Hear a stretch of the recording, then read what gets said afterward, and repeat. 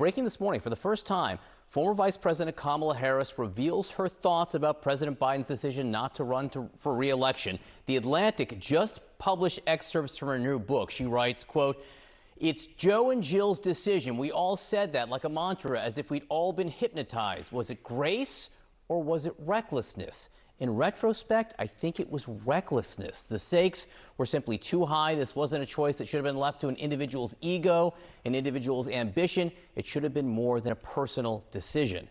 Now, on the other hand, she challenges the notion that there was a White House cover-up. She writes, quote, "Many people want to spin up a narrative of some big conspiracy at the White House to hide Joe Biden's infirmity. Here is the truth as I lived it. Joe Biden was a smart guy with long experience and deep conviction, able to discharge the duties of president. On his worst day, he was more deeply knowledgeable, more capable of exercising judgment, and far more compassionate than Donald Trump on his best.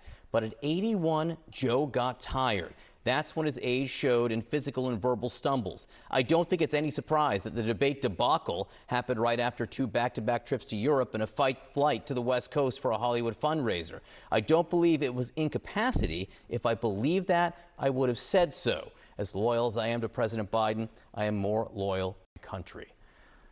Let's get right to CNN political commentator Bakari Sellers and Maura Gillespie, former press advisor to then House Speaker John Boehner. Bakari, first to you. That first almost mea culpa, saying recklessness not to question Joe Biden's decision to run again. What do you see there? No, I think it's right. And I think that many of us throughout this campaign, I came on the air many times over and over and over again, said that it was Joe Biden's decision whether or not he was going to run for president again. It wasn't for Jon Stewart or the Pod Save America guys or anybody else to push him out the race. It was literally his decision to make that choice. And I think what she's saying is that in hindsight, yes, it was his decision, but more people should have been involved in that decision-making process.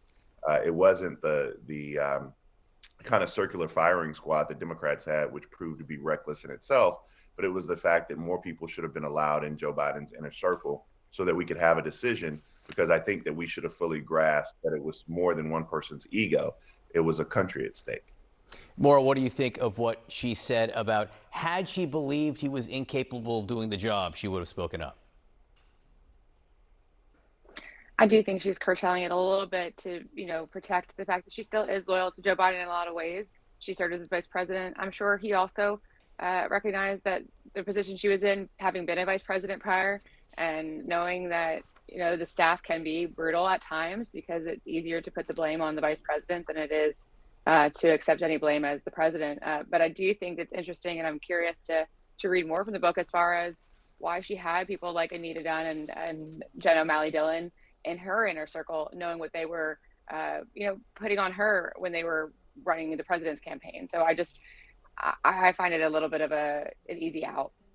It is interesting. I mean, she did bring in her own people to work alongside the campaign officials who were already there, but she does point fingers inside the Biden administration, to be sure. Let me read 2 more quotes. And this has to do with her time as vice president, Bakari, where she did not feel supported by the West Wing. She wrote, "They, as in the White House, had a huge comms team. They had Karine Jean-Pierre briefing in the press room every day, but getting anything positive said about my work or defense against untrue attacks was almost impossible." Then Harris continues in these brand new excerpts, "And when the stories were unfair or inaccurate, the president's inner circle seemed fine with it. Indeed, it seemed as if they decided I should be knocked down a little more." You were an early prominent supporter of then Senator Harris in her campaign, but I know you have connections inside.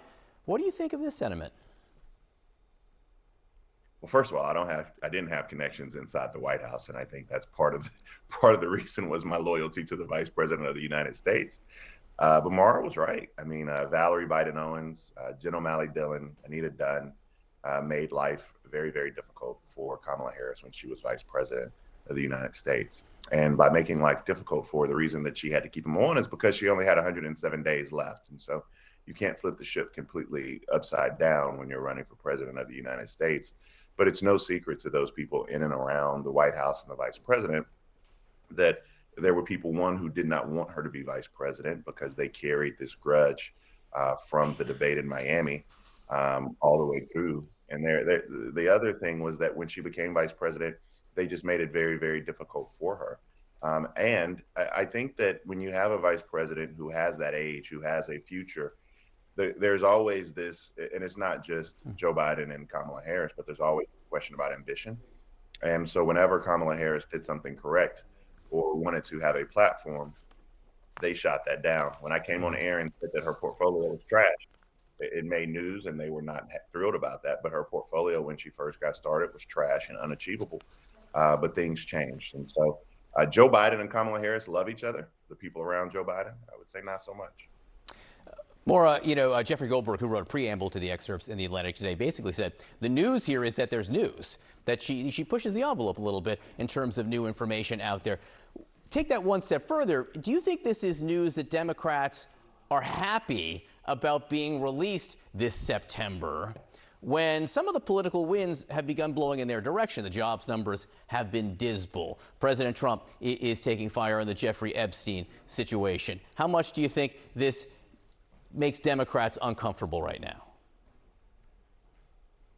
It probably makes a handful of them uncomfortable, but I think at the same time, when you have, Zohran Mamdani running in New York City and the Democratic Party is blanching to even talk about it, they have to start to get at the core of their issues and figure out what the next step looks like for them if they want to win back a midterm, if they want to win back in 2028. And so dealing with the reality of what happened in 24 is maybe the first step. And I'm sure they're not thrilled by this, but maybe they need to take a look in the mirror, especially for those who are in the inner circle, who are purporting to play a role in the next few elections. They really need to be thinking about what role they played, and having it shown a light like this for Biden's inner circle, the West Wing, I think that's important because we should know who was running it. Maura Gillespie, Bakari Sellers, thanks to both of you. Appreciate it.